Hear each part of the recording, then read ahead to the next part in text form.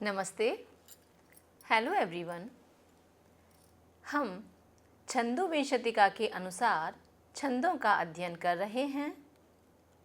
इस क्रम में हम तोटक छंद, द्रुत विलंबित छंद और वंशस्थ छंद, ये तीनों जो 12 वर्ण के हैं, और चौथा छंद भुजंग प्रयात जो कि ये भी 12 वर्ण का है। तो इन चारों में से हम 3 का अध्ययन पिछले व्याख्यान में कर चुके हैं और आज हम भुजंग प्रयात छंद का अध्ययन प्रारंभ करेंगे। तो ये चारों छंद 12 वर्ण के हैं। हम कैसे इनमें अंतर कर पाएंगे? क्योंकि प्रथम दृष्टया जब हम वर्ण को गिनेंगे पद्य में तो वे हमें 12 ही दिखाई देंगे, है ना। जब 12 वर्ण का है तो हमें कैसे पता चलेगा? इसके लिए आपको क्या करना होगा, जो इनका लक्षण है वो आपको याद होना चाहिए, क्योंकि चारों 12 वर्ण के हैं और जिस अनुसार हम उनके लक्षणों को याद करेंगे उसी के अनुसार उनकी थोड़ी थोड़ी लय भी बदल जाएगी, क्योंकि कोई यहाँ यति तो होगी नहीं इनमें, क्योंकि 12 वर्ण के हैं, थोड़े छोटे हैं। 12 वर्ण आप ऐसे भी बोल सकते हैं, है ना।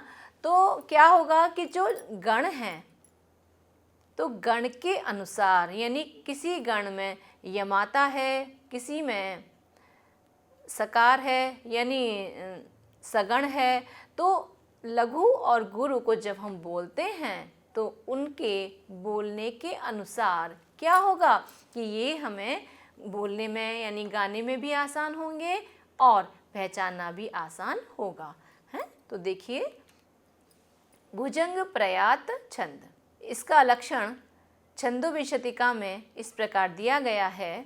भुजंग प्रयातम चतुर्भिर यकारहि। जिस छंद के प्रत्येक चरण में क्रमशः 4 यगण होते हैं उसे भुजंग प्रयात छंद कहते हैं। इस छंद के प्रत्येक चरण में 12 वर्ण होते हैं, ये मैंने अभी बताया। और इसकी परिभाषा के अनुसार हम जब इसको पढ़ते हैं तो जहाँ 4 यगण क्रमशः होवें उसे हम भुजंग प्रयात छंद कहते हैं। देखिए, भुजंग प्रयातम चतुर्भिर यकारई, ये जो है परिभाषा यानी जो लक्षण दिया हुआ है, इस लक्षण को भी जब हम गिनते हैं तो ये भी 12 वर्ण का है। देखिए, भुजंग प्रयातम चतुर्भिर यकारई, ठीक है, 4 यगण। तो ये जो लक्षण है ये भी 12 वर्ण का है। ये मैंने आपको बताया है कि जैसे लक्षण होता है तो आचार्यों ने जो लक्षण लिखा है छंदों का वह उसी के अनुसार, जैसे 12 वर्ण का है तो 12 वर्ण आ रहे हैं, है ना। जैसे मालिनी है तो मालिनी छंद 15 वर्णों का है, तो 15 वर्णों में देखिए उसका जो लक्षण आएगा, नन्मय ययुतेयम मालिनी भोगी लोकहि। तो ये भी कितने हैं? 15। नन्मय ययुतेयम मालिनी भोगी लोकहि, देखिए 15 हैं, तो ये भी 15 वर्ण हैं। तो ऐसे ही जैसे मान लीजिए वसंत तिलका है, उक्ता वसंत तिलका तभजा जगौगा, ये जो लक्षण है ये भी कैसा है? इस लक्षण में 14 वर्ण आ रहे हैं। तो ये हमें सीखना है कि यदि 12 वर्ण हैं तो उसके लक्षण में भी 12 वर्ण हैं, ठीक है। तो इसका उदाहरण हम देखते हैं। देखिए, यही उदाहरण पहले छंदोविंशतिका में दिया गया है। तो पहला उदाहरण हमने उसी का लिया है जो कि छंद के लक्षण के उपरांत दिया गया है और उसका स्पष्टीकरण। फिर उसके उपरांत हमने अभ्यास हेतु, है ना, अलग अलग जगह से जो जिस छंद के उदाहरण हैं उनको एकत्रित किया है, ठीक है। तो देखिए इसका उदाहरण क्या लिखा हुआ है। प्रथम चरण में देखिए, सदारात्म जज्ञाति भृत्यो विहाय स्वमेतम हृदम जीवमानम स्वमेतम हृदम जीवनम लिप्स्यमानः मया क्लेशितः कालियेत्थम कुरुत्वम भुजंग प्रयातम द्रुतम सागराय। तो सदा 4 यगण होने चाहिए। सदा रा, बिल्कुल ठीक है। है ना। म जग ज्ञाति, तो म बिल्कुल ठीक है, लघु हो गया। और जो है देखिए जग, ये जो जग लिख रहा है आपको, तो ये क्या हो जाएगा, ये गुरु हो जाएगा।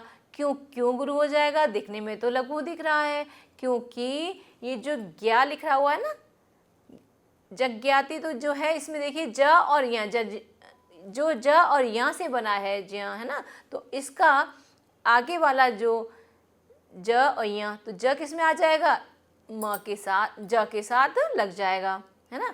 तो कैसा हो गया, ज दीर्घ हो जाएगा। ज्ञाति, फिर देखिए ति भृत्यो, ति लघु, भृत छोटा, भृत बड़ा और यो बड़ा।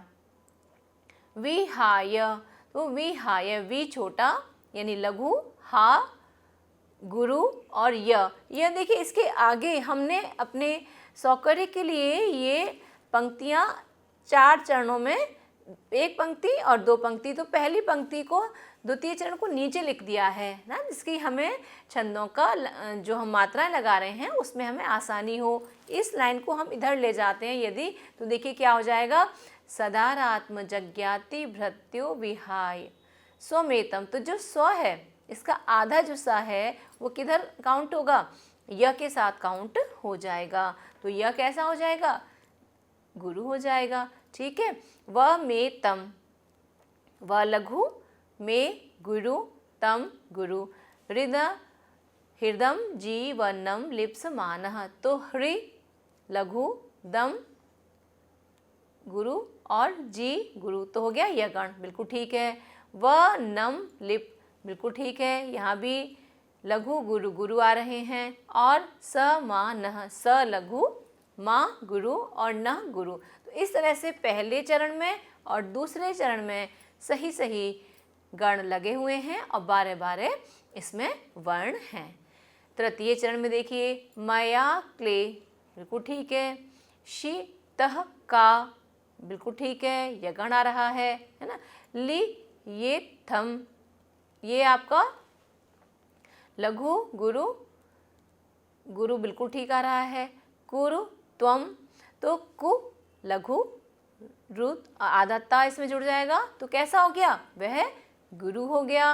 और वह के ऊपर बिंदी, यानी त्वम में वह के ऊपर बिंदी होने से वह कैसा हो गया, गुरु हो गया।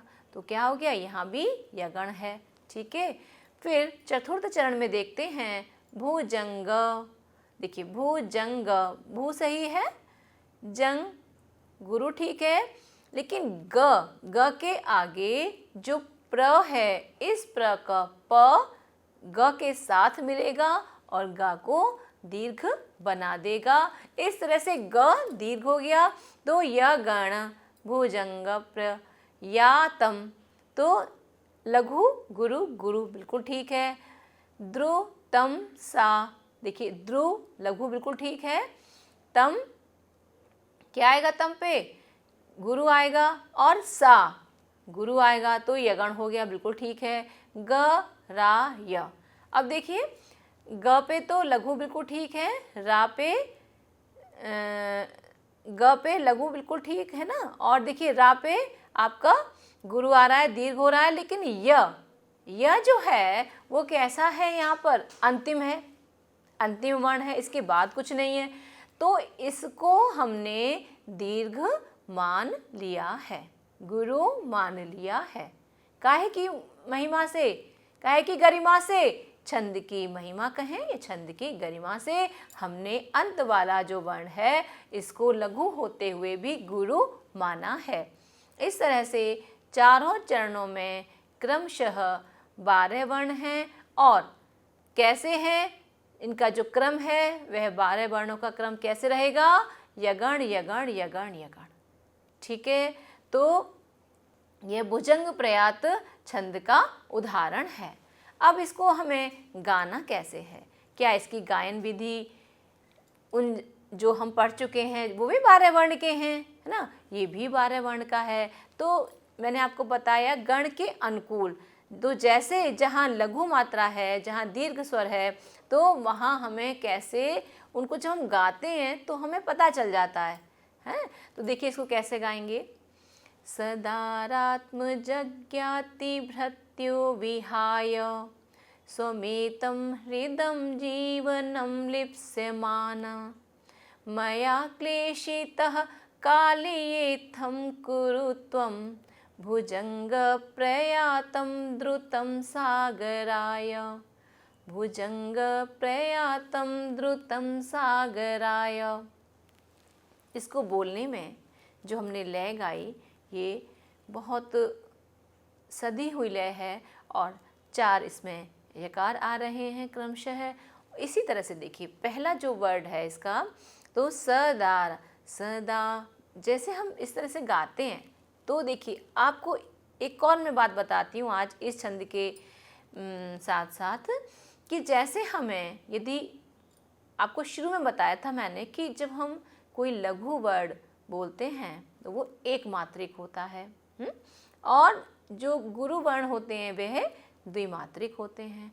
तो मात्रा से यहाँ क्या तात्पर्य है कि हमारा जो बोलने में टाइम लग रहा है, सेकंड्स लग रहे हैं वे।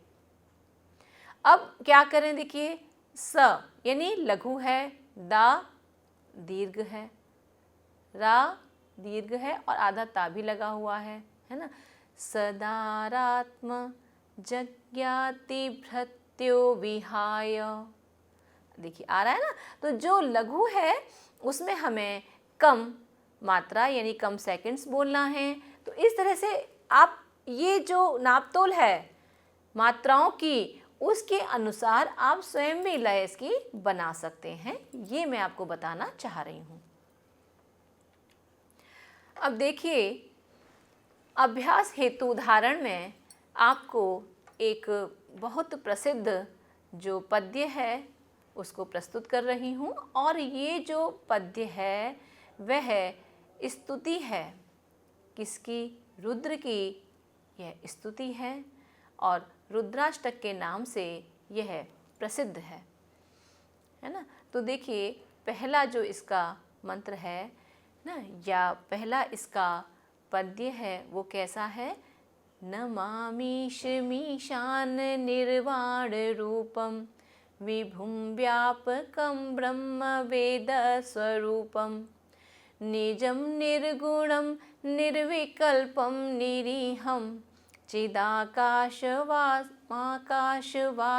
भजेहं चिदाकाशमाकाशवासं भजेहं। ठीक है, तो देखिए कितनी प्यारी जो इसकी लय है वो लग रही है और इसको जब आप गाते हैं तो सेम लय है। पूरे जो हमारे 8 इसके पद्य हैं आप बिल्कुल इसी तरह से गाते जाइए। आप पूरा स्तुति करने के पश्चात भी जरा सा भी आपकी श्वास थकान का अनुभव नहीं करेगी, क्योंकि भले ही इसमें यति नहीं है लेकिन आपको एक बात स्मरण रखनी है। क्या रखनी है स्मरण? कि जब हमारा प्रथम चरण का अंत होगा तो क्या होगा? स्वाभाविक यति होती है। ठीक है, और यहाँ पर हमारे पास 4 चरण हैं और फिर इसके बाद अगला भी पद्य है ना। तो हमें क्या करना है कि प्रत्येक चरण के उपरांत जो हम सांस लेंगे थोड़ी सी यति, तो स्वाभाविक यति वहाँ पर होती है। कब? प्रथम चरण के अंत में, द्वितीय चरण के अंत में। ठीक है, सभी चरणों के अंत में वह थोड़ा सा आपको अपने अनुकूल रुकना होता है। तो मैं इसको एक बार पुनः गाऊंगी, लेकिन जब तक आप इसकी मात्राएं लगाइए और ये देखिए कि हमने इसकी मात्राएं यानी भुजंग प्रयात छंद की जो मात्राएं हैं वो हमने इस तरह से लगाई हैं और आप इसको मैच कीजिए। देखिए न मामी श मी शा न निर वा, तो निर नी के साथ जो आधा र है वो किस में आएगा? नी में आएगा। वाह, फिर ण रूपम, बिल्कुल ठीक है हमारा ये प्रथम चरण। दूसरा चरण देखिए वे भूम व्या, बिल्कुल ठीक है, यह गण आ रहा है। प कम ब्र, देखिए ब्र के साथ जो ह है ना ब्र, तो ये आधा ह ब्र के साथ आ जाएगा तो ये हमारा दीर्घ हो जाएगा, तो यह गण हो गया। फिर म वे द, और वे द के उपरांत आधा स जो है वह द के साथ जुड़ेगा और उसे दीर्घ बनाएगा। इस तरह से यह गण हो गया व रूपम। तो व लघु, रु गुरु और पम आधा म। ठीक है, तो प के साथ जो आधा माँ है इससे प कैसा हो गया, गुरु हो गया। तो बिल्कुल कहीं कोई भी जो हम गण लगा रहे हैं उसमें कोई भी गलती नहीं है। अब देखिए तृतीय चरण नि जम निर। ठीक है, गुणम निर, पुनः निर आ गया है ना। विकल्पम बिल्कुल ठीक है। नि री हम, ह के आगे आधा माँ तो ये हमारा दीर्घ हो गया। तो चारों ये गण क्रमशः आ गए। अब देखिए चतुर्थ चरण चिदा का, बिल्कुल ठीक है। श मा का बिल्कुल ठीक है, यह गण हो रहा है। श वा सम क्लियर सही है। भजे हम तो एकदम परफेक्ट है। इसमें हमें कोई भी बाद का जो एक हम मात्रा बढ़ा देते हैं कहीं कहीं छंद की मर्यादा से, वो भी हमें यहाँ नहीं बढ़ानी है। चारों चरण में 12 वर्ण बिल्कुल परफेक्टली आए हुए हैं इसमें। तो देखिए आप इसका भी उदाहरण दे सकते हैं। ये जो उदाहरण है इसमें आपको बाद में भी सही लिखा हुआ है ना, भजे हम, तो ये बिल्कुल ठीक है। पुनः एक बार आप इसको देखिए मैंने कैसे गाया है ना। कम से कम 2-3 बार आप इसको सुनेंगे तो निश्चित रूप से आपको ये भुजंग प्रयाग छंद की ये लय याद हो जाएगी। वैसे एक बात है मैं बताना चाहूँगी कि आप लोग जो ऑनलाइन लेक्चर्स पढ़ रहे हैं इसमें एक प्लस पॉइंट है। क्या प्लस पॉइंट है कि क्लास में यदि हम पढ़ा रहे होते हैं तो हमने एक बार बोला, अब बच्चे सीख पाएँ उस लय को या ना सीख पाएँ। मान लो दोबारा भी बोल दिया, ठीक है, उनके कहने से कि मैम नहीं आया समझ में, बोल दीजिए दोबारा भी बोल दिया। ठीक है, अब उसमें से मान लीजिए 10 विद्यार्थी हैं कक्षा में या 25 विद्यार्थी हैं या कहीं कहीं ज़्यादा भी विद्यार्थी होते हैं संस्कृत में, तो उसमें से कितने 4-5 सीख पाएंगे इस चीज़ को, बाकी रह जाएंगे। तो ऑनलाइन का जो सबसे बड़ा फ़ायदा है कि मान लीजिए हमने 2 ही बार बोला तो आप क्या कर सकते हैं, उसको प्लेबैक कर करके 2 नहीं 4 नहीं 5 बार भी सुन सकते हैं और जितनी बार चाहें सुन सकते हैं। ये ऑनलाइन का प्लस पॉइंट है। तो हर चीज़ के फ़ायदे भी हैं और नुकसान भी हैं। अब आपके मन में यदि कोई जिज्ञासा होगी कि मैम ये कैसे होगा, तो इतना आसान नहीं है आपको डायरेक्ट बात करना। तो ये ऑनलाइन का थोड़ा सा नुकसान भी है कि आप टीचर से डायरेक्ट आपका वो नहीं हो रहा, तारतम्य नहीं बन पा रहा है ना। और ऑफलाइन क्लासेस में एक प्लस पॉइंट है, क्या, भले ही टीचर जल्दी बोल गए और वो नहीं समझ पाए, लेकिन वो टीचर के डायरेक्ट टच में रहते हैं। तो डायरेक्ट टच में रहते हैं तो जैसे कई बार नहीं भी कोई चीज़ समझ में आई तो बाद में भी पूछ लेते हैं। लेकिन ऑनलाइन में जो प्लस पॉइंट्स हैं वो ये हैं कि आपको कोई भी बात यदि एक बार में समझ में ना आ रही हो तो आप उसको दोबारा से पीछे ले जाइए अपने लेक्चर को, फिर वहाँ से सुन लीजिए। तो ये सबसे बड़ा प्लस पॉइंट है। और बाकी हमारे जो स्टूडेंट्स हैं उनको ये प्लस पॉइंट नहीं मिल पाता है। लेकिन इस तरह से जब हम आपको पढ़ा रहे हैं तो जहाँ हम ऑफलाइन पढ़ाते भी हैं तो वो स्टूडेंट्स भी इस ऑनलाइन लेक्चर को देखेंगे और आपके साथ साथ वो विद्यार्थी भी इसका लाभ उठाएंगे। ठीक है, तो देखिए पुनः मैं एक बार इसका जो गायन है भुजंग प्रयाग छंद का वो कर रही हूँ। देखिए कैसे। नमामीश मीशान निर्वाण रूपम विभुम व्यापकम ब्रह्म वेद स्वरूपम निजम निर्गुणम निर्विकल्पम निरीहम चिदाकाशमाकाशवासं भजेहम चिदाकाशमाकाशवासं भजेहम।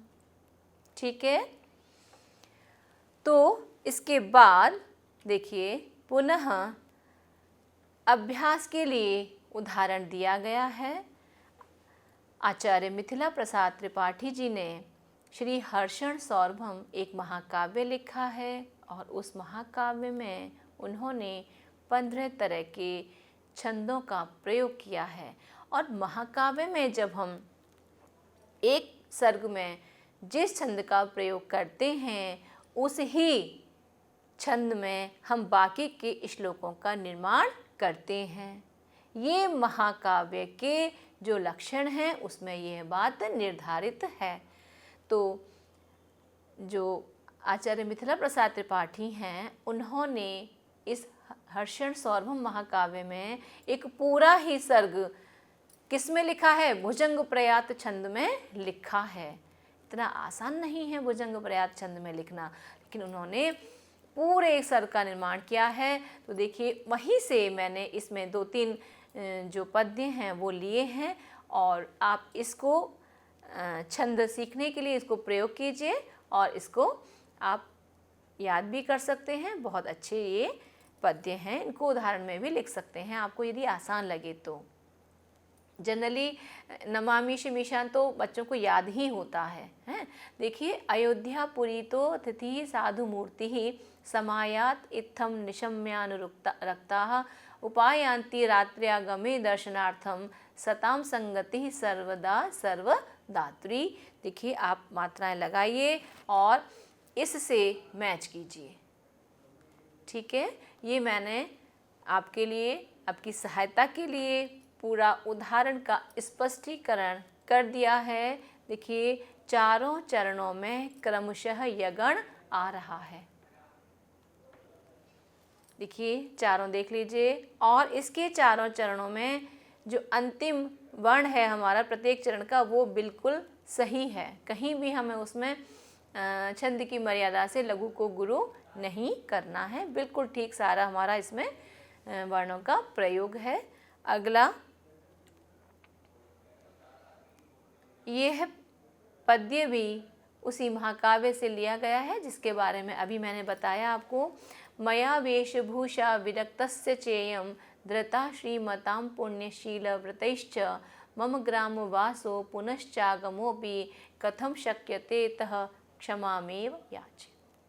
देखिए, आप यदि ये सोच रहे हो कि मैम को तो आता है इसलिए मैम ऐसे गा रही हैं, ऐसा नहीं है। मैंने कोशिश की है कि मैं आपको छंदों की लय भी गाकर बताऊं और बताई भी है। आगे जो आपके छंद आएंगे 13 वर्णों के, 14 वर्णों के, 15 वर्णों के, तो मैंने बताया 13 वर्ण का प्रहर्षिणी, 14 वर्ण का वसंत तिलका, 15 वर्ण का मालिनी, है ना, और 16 वर्ण का आपके सिलेबस में नहीं है। 17 वर्ण का आपका 17 वर्ण का हरिणी, शिखरणी और मंदाक्रांता है, और 19 वर्ण का शार्दूल विक्रीडित, 21 वर्ण का स्रगधरा। मैं कोशिश करूँगी और आपको सारे छंदों की लय आपको इसी तरह से मैं गाकर बताऊं कि आप उनको अच्छी तरह से गाना सीखें, ताकि कहीं आपको प्रतियोगिता में गाना हो तो वह आप प्रतियोगिता में भी भाग ले सकते हैं, और कहीं भी यदि आपका इंटरव्यू हो रहा है तो वहाँ आप इंटरव्यू में भी इसको गाकर सुना सकते हैं। तो जब हम छंदों का अध्ययन करेंगे, पूरा करेंगे, उसके उपरांत आपको ये प्लस पॉइंट रहेगा कि आप किसी भी इंटरव्यू में आपसे पूछा जाता है कि भाई आप कोई श्लोक सुनाइए। अभी आप लोग छोटे हैं, थोड़ा बड़ी क्लासेस में जाएंगे तो जो एमए के विद्यार्थी इस कोर्स को देख रहे हैं या इसका अध्ययन कर रहे हैं, उनको मालूम होगा कि एमए के बाद पीजीटी यदि वो पास करते हैं एग्ज़ाम, तो वहाँ इंटरव्यू में जाना होता है। इंटरव्यू में निश्चित रूप से आपसे एक प्रश्न किया जाता है, भाई इतना साहित्य आपने पढ़ा है, कोई श्लोक आता है आपको, गाइए। अब आपको मान लीजिए मालिनी का श्लोक तो याद है, उसकी लय नहीं याद, तो आप ऐसे ही गा देंगे। तो जो इंटरव्यू बोर्ड बैठा होगा वो आपसे कहेगा, भाई ऐसे कैसे, पद्य है, पद्य की गरिमा के अनुसार सुनाइए। तो आपको क्या करना पड़ेगा, आपको ये लय सीखनी ही पड़ेगी। और आप सीखेंगे कहाँ से, तो जहाँ से आप सीख सकते हैं। और इस लेक्चर में मैंने आपको पूरी, देखिए, भुजंग प्रयात की बताई, आगे के जो भी लेक्चर्स आएंगे उनमें सब में मैं आपको लय के अनुसार गाना भी बताऊंगी, है ना, और आपको याद भी कराऊंगी कि कैसे आपको याद करना है, जो छंद का हमारा लक्षण है और उसके उदाहरण। तो ये जो पद्य सामने है आप इसका गायन कर सकते हैं जैसे मैंने अभी बताया इससे पहले। और देखिए इसमें हमने स्पष्टीकरण कर दिया है पूरा, मया वेशभूषा विरक्तस्य चेयम। बिल्कुल 12 वर्ण हैं, बिल्कुल सही लगे हुए हैं। देखिए चारों यगण आ रहे हैं क्रमशः। और धृता श्रीमतां पुण्यशील व्रतैश्च मम ग्रामवासो पुनश्चागमोऽपि कथम शक्यते तह क्षमामेव याचे। तो इसको भी मैं एक बार आपके लिए गाकर बता देती हूँ, तो आपको लगेगा कि जो भी हम भुजंग प्रयात छंद को पढ़ेंगे वो इस तरह से उसको गाया जा सकता है। देखिए, मया वेशभूषा विरक्तस्य चेयं धृता श्रीमतां पुण्यशीलव्रतैश्च मम ग्रामवासो पुनश्चागमोऽपि कथं शक्यते तः क्षमामेव याचे। कथं शक्यते तः क्षमामेव याचे। तो निश्चित रूप से आपको अच्छा भी लग रहा होगा कि संस्कृत पद्य को जब हम इस तरह से गाकर सुनाते हैं तो कितना मंत्र मोहनी लगता है इस तरह की लय में गाना।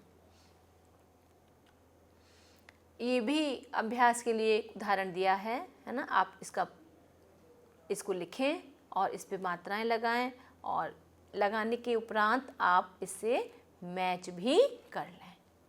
ठीक है, तो इस तरह से भुजंग प्रयात के कई उदाहरण मैंने आपको बताए हैं, उनका स्पष्टीकरण किया है। अब देखिए हम इस व्याख्यान के अंत में देखते हैं कि 12 वर्णों के छंद कौन कौन से थे। और आज हमने 12 वर्णों के छंद सारे पूरे कर लिए, यानी पिछले व्याख्यान में और आज के व्याख्यान में मिलाकर ये हमारे 12 वर्णों के छंद पूरे हो गए। जो कि कौन कौन से थे? वंशस्थ छंद था, वंशस्थ का लक्षण था जतौ तु वंशस्थ मुदीरितम जरौ। फिर है तोटक छंद, वद तोटकम अवधि सकारयुतम। फिर है द्रुत विलंबित छंद का लक्षण है द्रुत विलंबितम आह नभौ भरौ। भुजंग प्रयात का अभी आपने पढ़ा ही लक्षण क्या है? भुजंग प्रयातम चतुर्भिर यकारहि। तो चारों ये जो छंद हैं ये कैसे हैं? 12 वर्णों के हैं। और आपको इन सबको जो प्रैक्टिस करेंगे तो आपको ये लक्षण ऐसे ही याद, जब प्रैक्टिस करेंगे तो आपको याद हो जाएंगे निश्चित है। तो आप अभी तक हम जैसे भुजंग प्रयात कर चुके, तो जो हमने पहले मात्रिक छंद पढ़े, तो मात्रिक में हमने आर्या, गीति और उपगीति कर लिए। उसके बाद हमने इंद्र वज्रा, उपेंद्र वज्रा और उपजाति और वियोगिनी और शालिनी, ये हमने कैसे पढ़ लिए, ये हम इससे पहले पढ़ चुके हैं। इतने सारे हम छंद पढ़ चुके हैं और ये आज हमारे इतने और हो गए। तो आपको क्या करना है, मैंने शायद पहले भी बताया है कि आपको एक प्लेन पेपर पर इन, जैसे मैंने ये लाइन बनाई देखिए आप, वंशस्थ लक्षण, तोटक लक्षण, द्रुत विलंबित लक्षण, भुजंग प्रयात लक्षण, बस आप ऐसे ऐसे करके एक पेपर पे बना लीजिए ऐसे बिल्कुल। आर्या लक्षण उसका, गीति, आर्या के भेद हैं गीति और उपगीति, कई बार पूछ लिए जाते हैं, तो इनके नाम और उसका लक्षण। फिर गीति, अनुष्टुप, अनुष्टुप का लक्षण। ठीक है, तो ऐसे जब हमने अनुष्टुप पढ़ा और 11 वर्णों के इंद्र वज्रा, उपेंद्र वज्रा, उपजाति है, फिर शालिनी, और जैसे जैसे पढ़ते जा रहे हैं हम ऐसे ऐसे लेक्चर के अकॉर्डिंग आप लेक्चर सुनते जाइए और ऐसे ऐसे आप वो नंबर बाय नंबर लिखते जाइए। तो एक पेज पे आप 10 लिख लीजिए, क्योंकि हमारे कितने हैं कोर्स में? हमारे कोर्स में 20 छंद हैं। अच्छा, 20 में आर्या के जो 2 भेद हैं वो जुड़ जा रहे हैं, तो कोई बात नहीं, उनको भी साथ साथ लिखिए, तो हम 20 को 22 मान लें। तो 11 एक पे लिख दीजिए, 11 दूसरे पेज पे लिख दीजिए, लेकिन इस तरह से लिखिए। अध्यय ग्रंथों की जो अध्यय हमारे पाठ्यक्रम में छंद हैं, इन अध्यय छंदों की सूची, तो ऐसे नाम और ऐसे लक्षण जिस तरह से मैंने बनाया है। तो देखिए जब आप इस तरह से अपना अध्ययन करेंगे तो आपको विशेष फायदा होगा।